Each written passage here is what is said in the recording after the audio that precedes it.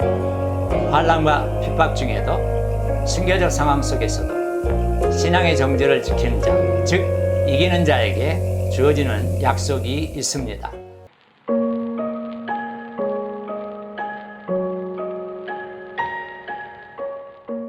안녕하세요. 닥터바이블의 박성민 목사입니다. 오늘은 요한계시록 2장 12절로 17절의 말씀을 중심으로 이기는 자에게 주어진 약속이라는 제목으로 함께 은혜를 나누고자 합니다. 오늘 말씀은 7교회 중에 세 번째 교회인 버가모 교회에게 주어진 말씀입니다. 당시 버가모는 황제 숭배의 중심지였을 뿐만 아니라 여러 다양한 신들의 이교적 숭배의 중심지였습니다.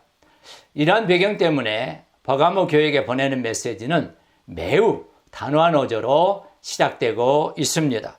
먼저 12절에 좌우의 날성검을 가지신 이는 예수님을 묘사하는 표현인데요. 악한 자를 심판하고 형벌하시는 우주적 심판자로서의 그리스도의 권세를 상징적으로 나타내고 있습니다. 우주적 심판자이신 예수님에 대한 소개로 버가모 교회의 메시지를 시작하는 이유는 바로 버가모 교회가 처한 영적 전쟁의 심각성 때문이었습니다. 13절에서 주님께서는 버가모 교회가 어디에 사는지를 아신다고 말씀하십니다. 그것은 바로 사탄의 권자가 있는 곳입니다. 사탄의 권자라고 하는 표현은 황제 숭배인 중심지인 이 버가모 도시의 특성을 잘 나타내 주고 있습니다. 그리고 우리 주님께서는 버가모 교회가 그러한 환경 속에서도 예수님의 이름을 굳게 잡은 것과 그리고 예수님을 믿는 믿음을 저버리지 않는 것을 칭찬하고 있습니다. 특별히 안디바에 대한 기록이 전혀 없기 때문에 그가 누구이며 어떻게 죽임을 당했는지를 정확하게 알 수는 없지만 우리 주님께서는 안디바를 내 충성된 증인이라고 말씀하고 계십니다. 이것은 안디바가 우리 주님께서 걸어가신 길을 충실하게 따랐던 자인 것을 제시하면서 모든 교회 공동체가 이러한 안디바와 같은 삶의 자세를 취해야 함을 암시하고 있습니다. 이어지는 14절과 15절은 그러나라고 하는 접속사로 시작합니다. 이것은 칭찬의 내용이 책망으로 반전될 것을 예고합니다. 책망의 내용은 버가모 교회 공동체 중에 발람의 교훈을 지키는 자들이 있다는 것입니다. 여러분, 발람은 누구입니까? 민수기 22장에서 25장까지 그리고 31장 8절과 16절 등에 의하면 이 발람은 이방인 선지자였습니다. 특별히 물질의 눈이 어두워서 이스라엘 백성들로 하여금 하나님 앞에서 범죄하게 만든 거짓 선지자였습니다. 우리 주님께서는 과거에 발람이 거짓된 교훈으로 이스라엘로 하여금 하나님 앞에 범죄하게 했던 것처럼 이 버가모 교회 공동체 안에도 그와 같은 가르침이 존재하고 있음을 말씀하고 있습니다. 이것은 결국 버가모 교회 공동체를 망하게 할 수 있음을 지적하는 것입니다.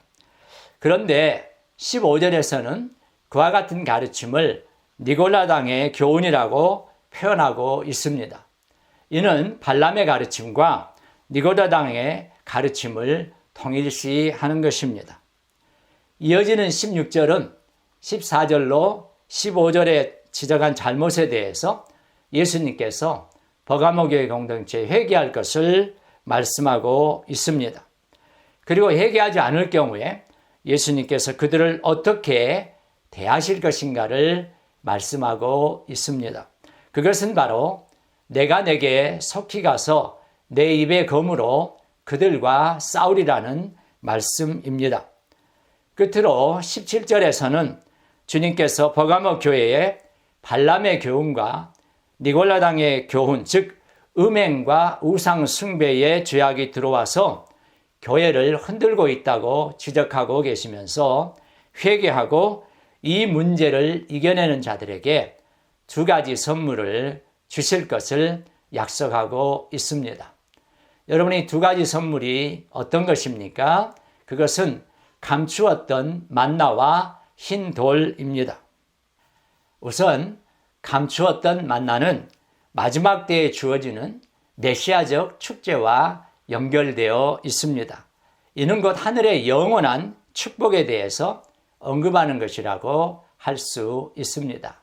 또한 흰 돌은 황제 숭배를 거부하는 자들이야말로 진정한 의로운 자들이요 이긴 자들임을 인정하는 것이며 마지막 날에 예수님의 혼인잔치에 참석하도록 발부받은 초청장임을 의미합니다.